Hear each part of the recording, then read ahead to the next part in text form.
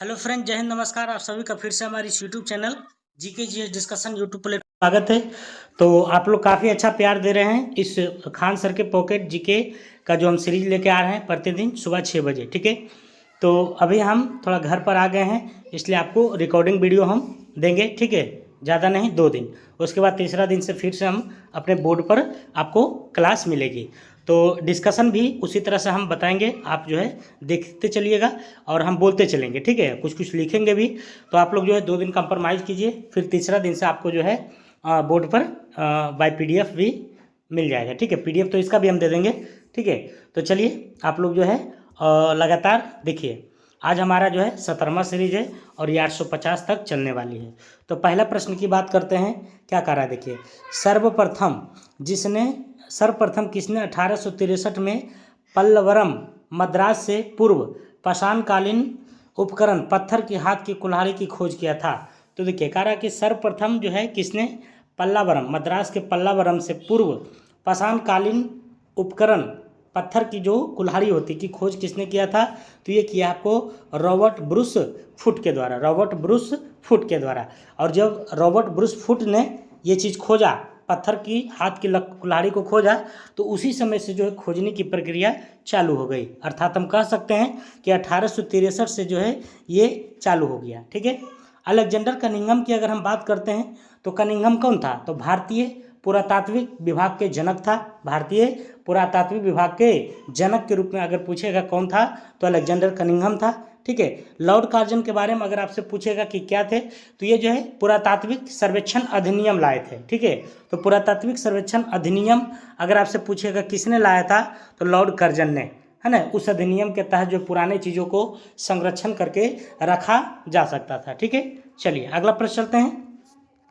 अगला है 802 नंबर। कह रहा है कि मध्य एशिया में स्थित प्रागैतिहासिक मानव बस्ती ऐतिहासिक भौगोलिक क्षेत्र या संस्कृति को संदर्भित करता है। तो देखिए मध्य एशिया में स्थित प्रागैतिहासिक मानव बस्ती था जो कि ऐतिहासिक भौगोलिक क्षेत्र या संस्कृति को संदर्भित करता है। तो उसका नाम क्या है। तो उसका नाम था आपको तुरान, है ना। उस जगह का नाम क्या है, तो तुरान है।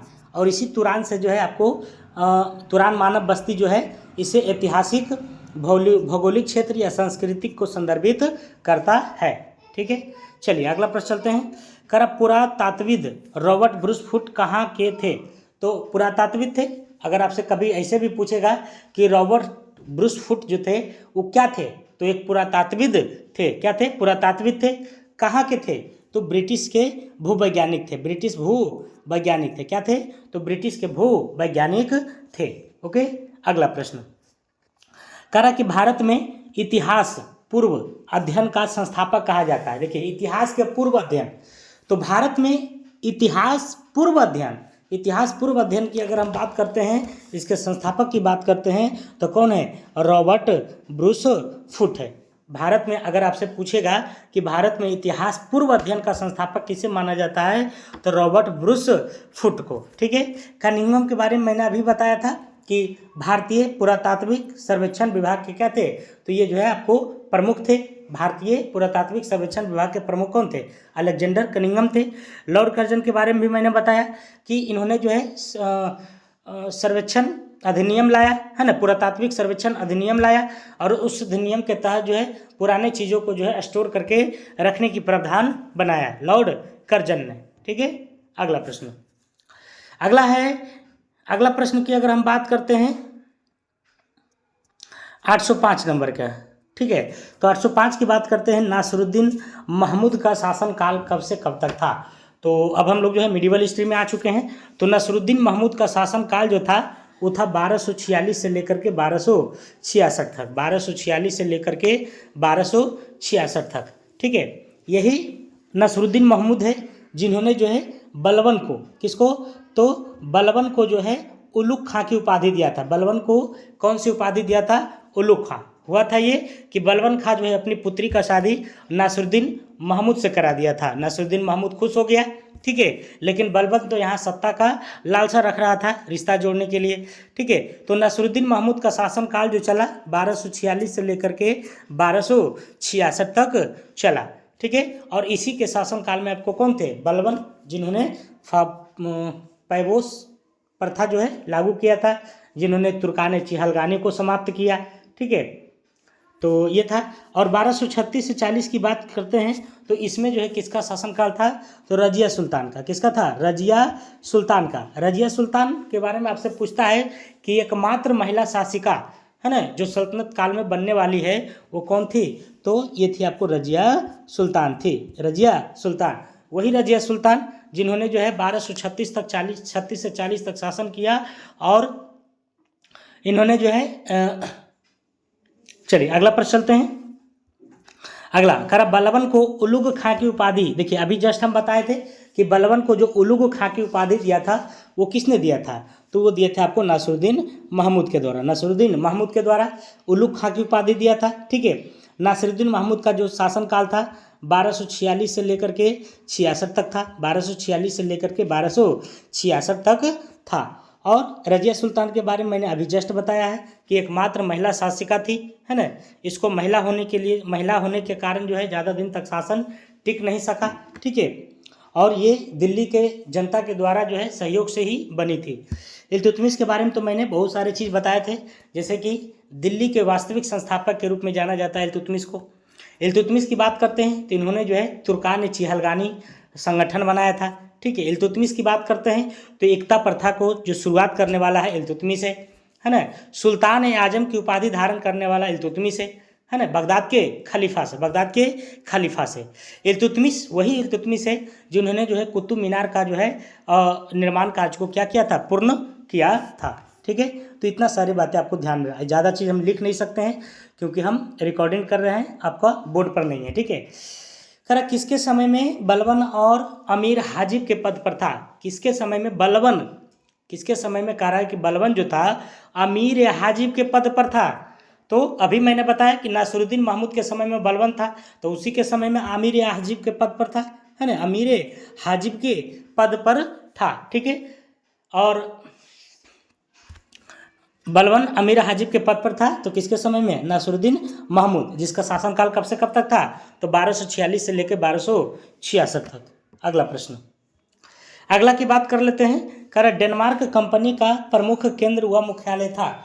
तो डेनमार्क आपको पता है कि हमारे भारत में जो है धीरे धीरे करके जो है पहले पुर्तगाली आया, फिर जो है डच आया, फिर जो है आपका अंग्रेज आया, है ना, फिर आपको जो है डेनिश आया, ठीक है, फ्रांसीसी आया। तो ये सब जो है कंपनियां हमारे भारत में आए और हमारे भारत की सोने की चिड़िया को लूट करके लेके चला गया। ठीक है, तो कह रहा है कि डेनमार्क जो कंपनी था, जिसका कंपनी का नाम था डेनिश ईस्ट इंडिया कंपनी, तो Danish east India Denmark company का प्रमुख केंद्र जो उसका मुख्यालय था, हेडक्वार्टर था, वो कहाँ था, तो श्रीरामपुर में था। ठीक है, कहाँ था, तो श्रीरामपुर में था। और श्रीरामपुर आपका कहाँ पड़ता है, बंगाल में।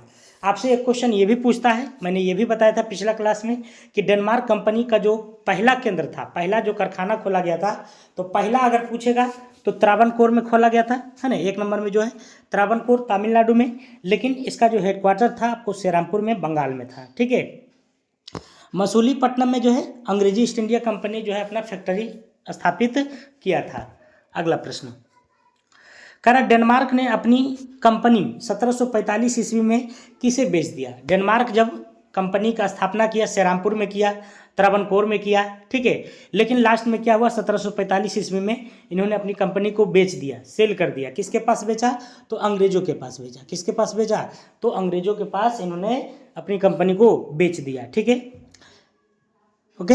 अगला प्रश्न, अगला की बात कर लेते हैं। कह रहा सबसे अंत में कौन सी कंपनी भारत आई थी। देखिए सबसे अंत में कह रहा है, ठीक है, तो सबसे अंत में जो आई थी वो आपको फ्रांसीसी आया था। कौन आया था, फ्रांसीसी आया था। और कब आई अगर आपसे पूछेगा, 1664 में आई थी। ठीक है, डच की बात करते हैं तो ये जो आपको इन्होंने जो है डच की बात करते हैं तो ये कब आया था, 1600 में आया था। ठीक है,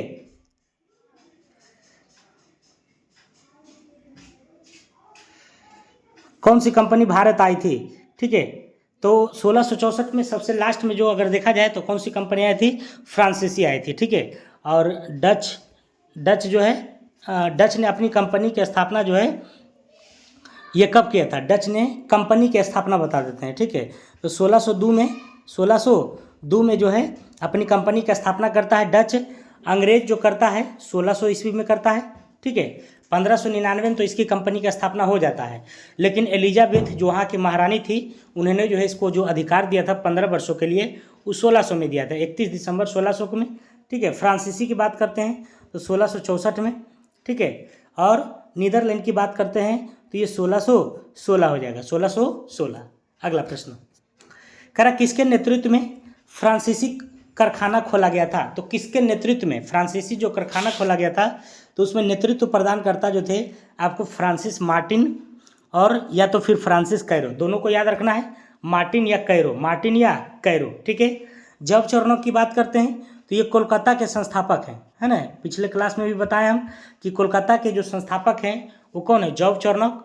और कोलकाता का जो स्थापना हुआ था वो 3 गाँव को मिला करके, कौन कौन गांव है, गोविंदपुर, सुतानाती और कालीकाता, ठीक है।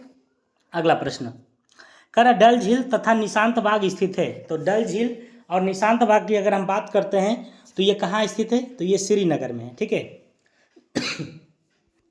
डल झील और निशांत बाग दोनों को याद रखना है कि डल झील और निशांत बाग, डल झील और निशांत बाग कहाँ है, तो श्रीनगर में है, ठीक है। एलोरा की गुफा आपको बताएं हम कि एलोरा की जो गुफा है वो महाराष्ट्र के औरंगाबाद में है, ठीक है।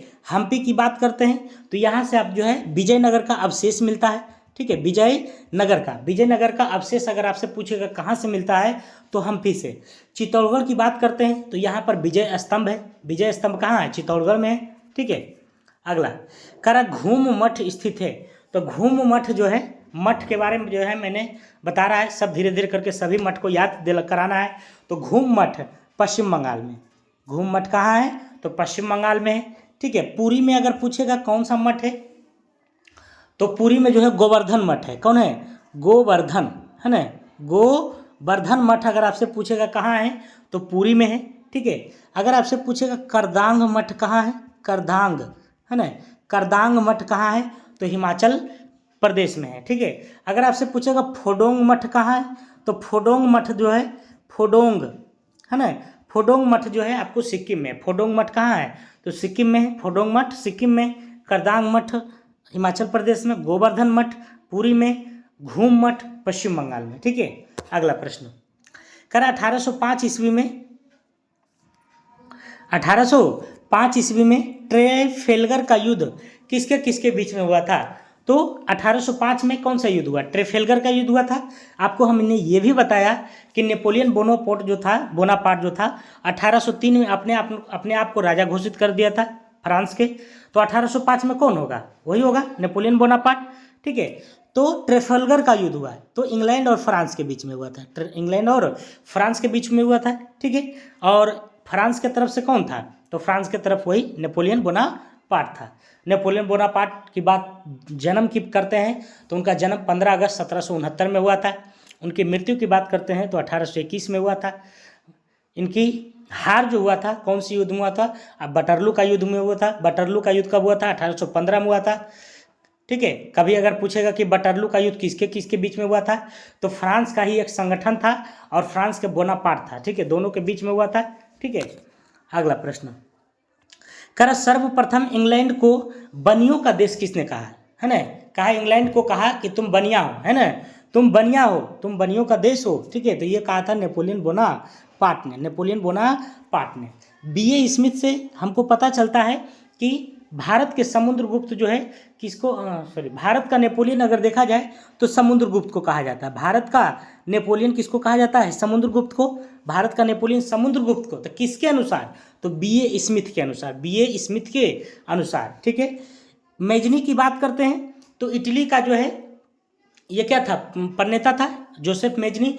इटली के इसको जो है हृदय, है ना, इटली के हृदय, धड़कता हुआ हृदय के नाम से जाना जाता है इसको, जोसेफ मेजनी को। अगला प्रश्न, करा कि भारत का मूल संविधान प्रकाशित हुआ कहाँ हुआ, है ना। ये सब प्रश्न अभी तक आप पढ़े नहीं होंगे, ठीक है, गारंटी के साथ बोलते हैं। भारत का मूल संविधान जो प्रकाशित हुआ, पहला संविधान, वह देहरादून में हुआ। कहाँ हुआ, देहरादून में, ठीक है। और ये देहरादून जो पड़ता है आपको उत्तराखंड में पड़ता है। कहाँ पड़ता है, उत्तराखंड में। भारत का मूल संविधान प्रकाशित कहाँ हुआ था, तो देहरादून में हुआ था, ठीक है, देहरादून में।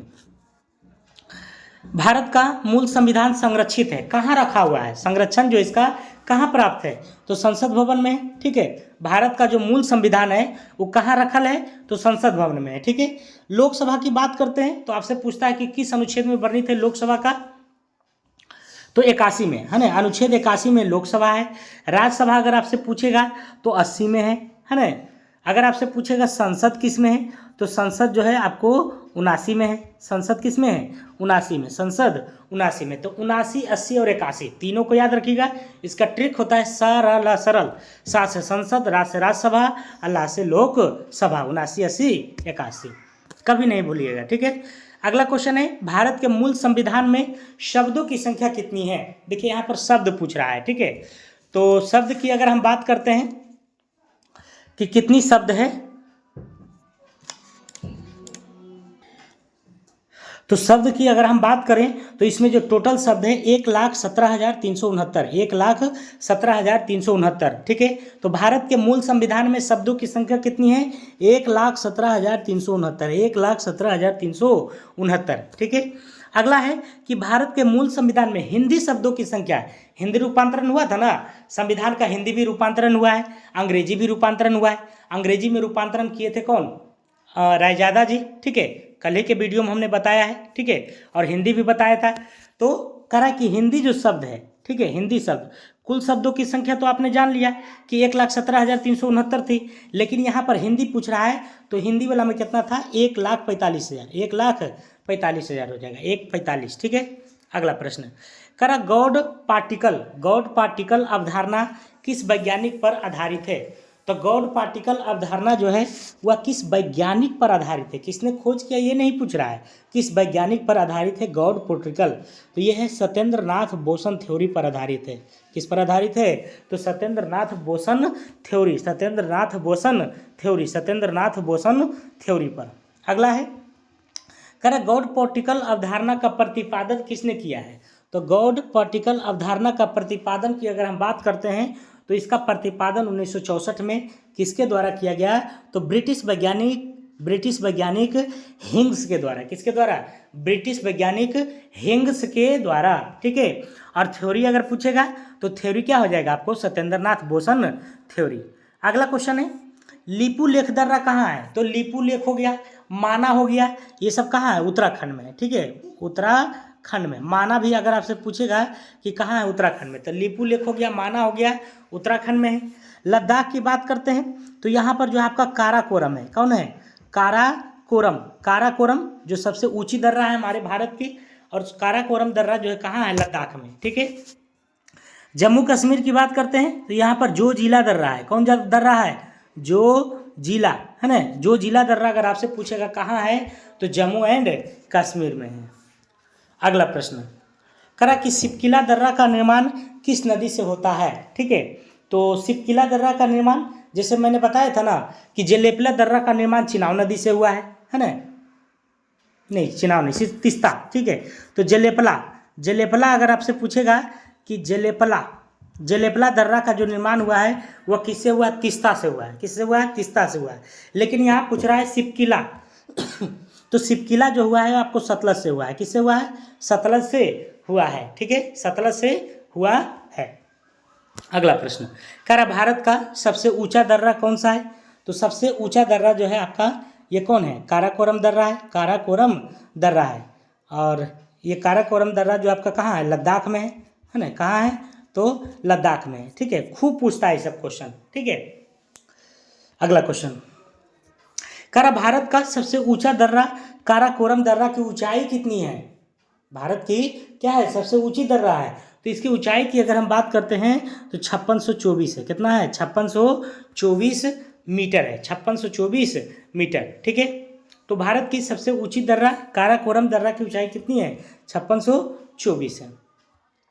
अगला क्वेश्चन है, काराकोरम दर्रा से जाने वाली सड़क किस देश का रास्ता जाता है? तो काराकोरम दर्रा से जाने वाली सड़क जो है किस देश का रास्ता, मतलब काराकोरम दर्रा से जाने वाली एक सड़क है। ठीक है, तो उस सड़क से कौन सा देश जाइएगा? तो चाइना चल जाइए ना, है ना? कहाँ जाइएगा? चाइना। अगला प्रश्न है, कर समष्टि अर्थशास्त्र का जनक किसे माना जाता है? ये सब क्वेश्चन जो है क्रीम है। ठीक है, तो समष्टि अर्थशास्त्र के जनक जो है आपको किसके जाना है? जॉन मेनार्ड कीन्स को। है ना, किन्स को जाना जाता है। तो समष्टि अर्थशास्त्र का जनक किसे माना जाता है, John Maynard Keynes, John Maynard Keynes, John Maynard Keynes को, ठीक है। तो समष्टि अर्थशास्त्र का जनक किसको, जॉन मेनार्ड किन्स को। दादा भाई नौरोजी के बारे में मैंने बताया था कि इन्होंने जो है अपनी पुस्तक poverty and British rule in India में, है ना, भारत के आर्थिक स्थिति का आकलन किया था और उन्होंने बताया कि किस तरह से जो है अंग्रेज जो है हमारे भारत को खोखला कर रहा है। और प्रति व्यक्ति आय जो निकाला उन्होंने मात्र 20 रुपया, है ना, कि हमारे जो भारत के जनता की आय है वो कितना है, मात्र 20 रुपया है, ठीक है। अगला क्वेश्चन, अगला है 828 नंबर, कर अर्थव्यवस्था की संपूर्ण आर्थिक क्रियाओं जैसे राष्ट्रीय आय, क्वेश्चन समझना है पहले, अर्थव्यवस्था की संपूर्ण आर्थिक क्रियाएं जैसे हो गया राष्ट्रीय आय, बचत व्यापार, मुद्रास्फीति, बेरोजगारी, गरीबी आदि का जो संपूर्ण अध्ययन किया जाता है ना, तो वो जो है किस में अध्ययन किया जाता है, तो ये आपको यहीं पर समष्टि अर्थशास्त्र में ही अध्ययन किया जाता है, माइक्रो इकोनॉमिक्स में, ठीक है, समष्टि अर्थशास्त्र में। अगला क्वेश्चन है, वैश्विक नवाचार सूचकांक रिपोर्ट कौन जारी करता है। तो वैश्विक नवाचार सूचकांक रिपोर्ट की अगर हम बात करते हैं तो ये जारी करता है आपको विश्व बौद्धिक संपदा संगठन, विश्व बौद्धिक संपदा संगठन, विश्व बौद्धिक संपदा संगठन, ठीक है, विश्व बौद्धिक संपदा संगठन। अगला क्वेश्चन, करा विद्युत प्रतिरोध का ईसाई मात्रक क्या है।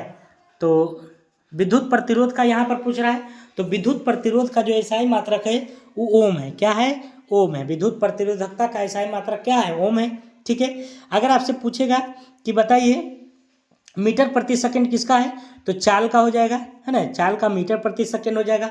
न्यूटन सेकंड अगर आपसे पूछेगा तो आवेग का हो जाएगा, है ना, आवेग का न्यूटन सेकंड। जूल की बात करते हैं तो कार्य या ऊर्जा, है ना, कार्य या ऊर्जा का जो एसआई मात्रक होता है वह क्या होता है, जूल होता है, ओके।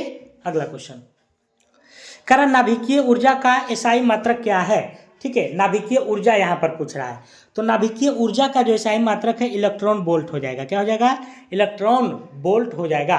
नाभिकीय ऊर्जा का एसआई मात्रक क्या है, इलेक्ट्रॉन वोल्ट, ठीक है। महो प्रति मीटर, है ना, महो प्रति मीटर जो है ये विद्युत चालकता का एसआई मात्रक है।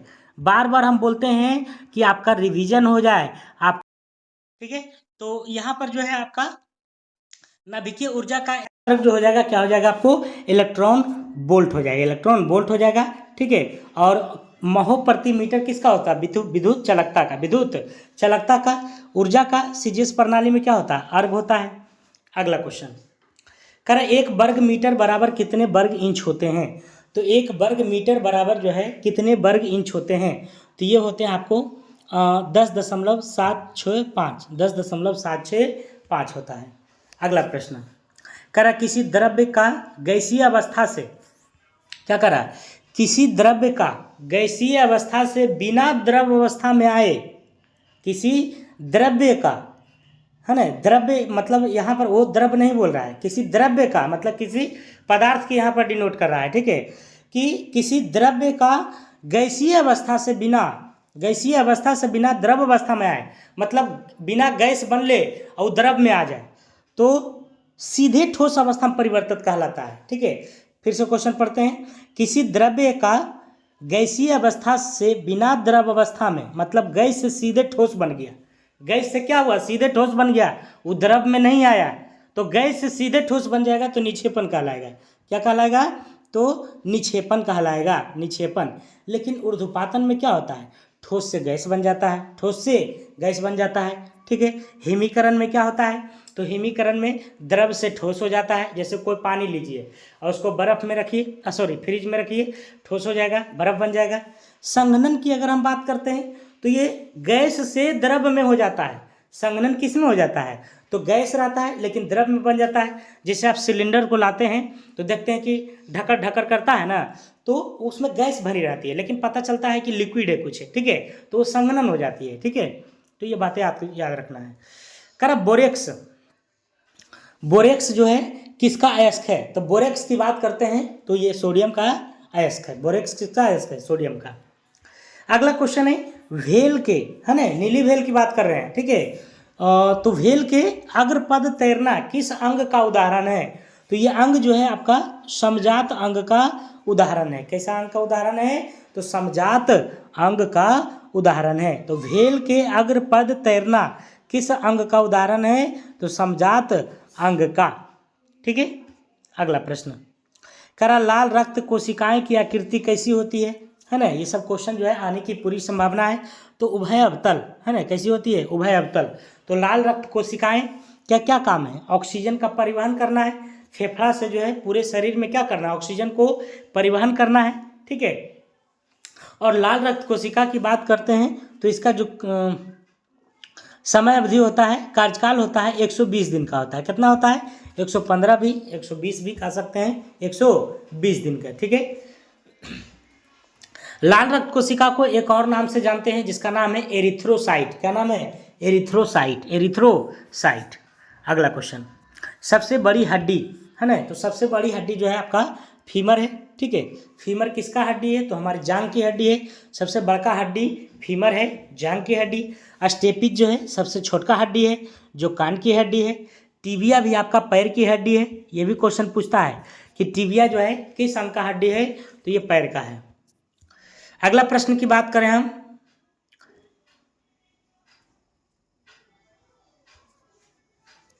839 नंबर, मानव जीवन पर नक्षत्रों के प्रभाव का अध्ययन क्या कहलाता है? देखिए, मानव जीवन पर नक्षत्र नहीं कहता है ग्रह गोचर है कि नहीं मनुष्य पर। तो मानव जीवन पर जो नक्षत्र का प्रभाव रहता है और उसके जो अध्ययन होते हैं उसको एस्ट्रोलॉजी कहते हैं। क्या कहलाता है? एस्ट्रोलॉजी। तो मानव जीवन पर नक्षत्रों का प्रभाव का अध्ययन एस्ट्रोलॉजी कहलाता है। एस्ट्रोनॉमी की बात करते हैं तो ये खगोल शास्त्र का अध्ययन है ना। खगोल शास्त्र का मतलब ब्रह्मांड में जो भी चीज़ें हैं उसके जो अध्ययन किए जाते हैं एस्ट्रोनॉमी में आ जाता है। एंथ्रोपोलॉजी की बात करते हैं तो ये मानव के सांस्कृतिक ज्ञान का, मानव संस्कृति के अध्ययन को एंथ्रोपोलॉजी कहते हैं। मानव संस्कृति के अध्ययन को एंथ्रोपोलॉजी कहते हैं। अगला प्रश्न है, करा पृथ्वी के बाहरी परत को कहा जाता है? देखिए, पृथ्वी जो है हम जानते हैं कि पर्यावरण को हमारे 4 वर्गों में बांटा गया है, वायुमंडल, स्थल मंडल, जल मंडल और जैव मंडल, ठीक है। तो 4 भागों में बांटा गया है। तो उसमें कह रहा है कि पृथ्वी के जो बाहरी परत है वो किस में आता है? तो स्थल मंडल में आता है। किस में आता है? स्थल मंडल में। अगला क्वेश्चन है, 7 महाद्वीप और महासागरीय नितल किस भाग में आता है? ठीक है, तो 7 महाद्वीप है, ठीक है, और महासागरीय नितल है, तो वो जो है किस में आता है? तो ये भी जो है आपको स्थल मंडल में ही आता है, ठीक है। तो 7 महाद्वीप हो गया, महासागरीय नितल हो गया, स्थल मंडल की श्रेणी में आता है। अगला प्रश्न चले, करा इंग्लिश चैनल को पार करने वाली प्रथम भारतीय महिला कौन है? तो इंग्लिश चैनल को पार करने वाली प्रथम भारतीय महिला जो है वो आरती साहा है। आरती साहा है, ठीक है। लेकिन गीता रानी की बात करते हैं तो ये प्रथम भारतीय आर्मी ऑफिसर हैं। ये क्या है? तो आर्मी ऑफिसर हैं। प्रथम भारतीय महिला आर्मी ऑफिसर अगर पूछेगा तो गीता राणा हो जाएगा, ठीक है। और शिरीषा बांदला की अगर हम बात करते हैं तो ये अंतरिक्ष में जाने वाली दूसरी भारतीय महिला है, ठीक है। तो अंतरिक्ष में जाने वाली दूसरी भारतीय महिला की बात करते हैं तो शिरीषा बांदला है। और प्रथम जो थी कल्पना चावला थी, जिनका मृत्यु हो चुका है 2003 में, ठीक है। शिवा चौहान की बात करते हैं तो शिवा चौहान भी जो है, इनको जो है भारत में एक ऐसी महिला है जिनको सबसे ऊंचे, है ना, सियाचिन ग्लेशियर पर जो है ड्यूटी दिया गया था, सबसे ऊंचे स्थान पर। अगला क्वेश्चन, कर विश्व में प्रथम हिंदी महिला, हिंदी बोल रहे हैं, हिंदू, कर विश्व में प्रथम हिंदू महिला मुख्य न्यायाधीश कौन है? विश्व की बात कर रहा है, भारत की नहीं, विश्व की। तो विश्व में प्रथम हिंदू महिला मुख्य न्यायाधीश जो थी वो आयशा मलिक। कौन थी? आयशा मलिक। विश्व में प्रथम हिंदू महिला मुख्य न्यायाधीश कौन है? आयशा मलिक है। गीता गोपीनाथ की बात करते हैं तो IMF, इंटरनेशनल मॉनेटरी फंड, ठीक है। तो गीता गोपीनाथ जो है IMF के प्रथम महिला उपनिदेशक थी। IMF के प्रथम महिला उपनिदेशक गीता गोपीनाथ। और गीता राणा भारतीय महिला ऑफिसर थी आर्मी के, यहाँ गीता गोपीनाथ है। भंडार नायकी की बात करते हैं तो ये प्रथम महिला प्रधानमंत्री है विश्व में, ठीक है। अगला प्रश्न, अगला है, करा भारतीय राष्ट्रीय कांग्रेस का प्रथम पुरुष अध्यक्ष कौन था? देखिए, यहाँ पर हम स्पष्ट कर दिए हैं कि पुरुष में सबसे पहले जो अध्यक्ष था वो कौन था? तो बिमेश चंद्र बनर्जी। ठीक है, आपको पता है कि भारतीय राष्ट्रीय कांग्रेस की जो स्थापना हुआ था 28 दिसंबर 1885 को हुआ था। ठीक है, 1885। यहाँ से आपके प्रश्न पूछे जाते हैं कि इस समय गवर्नर कौन था, लॉर्ड डफरिन था। स्थापना कर्ता कौन था, एलन एक्टूबियन ह्यूम था, जिसको एओ ह्यूम कहते हैं। अध्यक्षता सबसे पहले किसने किया, तो बिमेश चंद्र बनर्जी। सबसे पहले अधिवेशन कहाँ हुआ था, तो सबसे पहले जो हुआ आपको मुंबई में हुआ। मुंबई के कहाँ पर हुआ, तो तेजपाल संस्कृत महाविद्यालय में हुआ। ठीक है, इतना बातें ध्यान में रखना है। और एनी बेसेंट की बात करते हैं तो ये प्रथम महिला है जो कांग्रेस की अध्यक्षता करने वाली बनी थी। ठीक है, इन्होंने जो है 1917 के कलकत्ता अधिवेशन की अध्यक्षता इन्होंने ही किया था, जो कि भारत के प्रथम कांग्रेस के प्रथम अध्यक्षता करने वाली महिला बन गई एनी बेसेंट। लेकिन इसी में अगर पूछेगा कि भारतीय में महिला कौन थी, तो भारतीय में जो है सरोजनी नायडू, जो कि 1924 की अधिवेशन की अध्यक्षता किए थे, कानपुर अधिवेशन की। चलिए अगला प्रश्न चलते हैं। कह भारत में प्रथम खुला विश्वविद्यालय है, तो आंध्र प्रदेश खुला विश्वविद्यालय। खुला विश्वविद्यालय मतलब जैसे नौकरी पेशा लग गया, कोई डिग्री धारण करना चाहते हैं तो आप खुला विश्वविद्यालय से उस डिग्री को कर सकते हैं। वहाँ पर आपकी फिजिकल जो है प्रेजेंटी को नहीं देखा जाता है। ठीक है, अगला प्रश्न।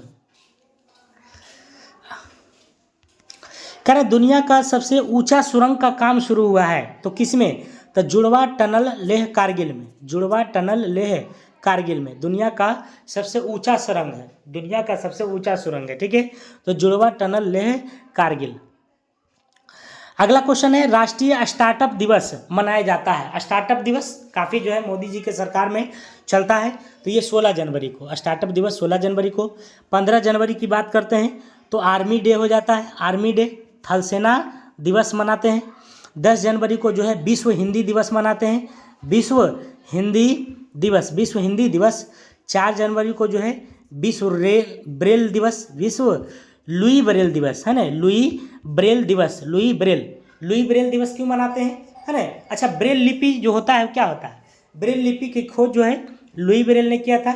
जो अंधा है, जो व्यक्ति अंधा है, ठीक है, तो उसको जो है ब्रेल लिपि के माध्यम से उसको अध्ययन करता है, पढ़ता है। ठीक है, उसको इस अथी से मतलब स्पर्श करके, ठीक है, कि ये का है, ये खा है, इस तरह से।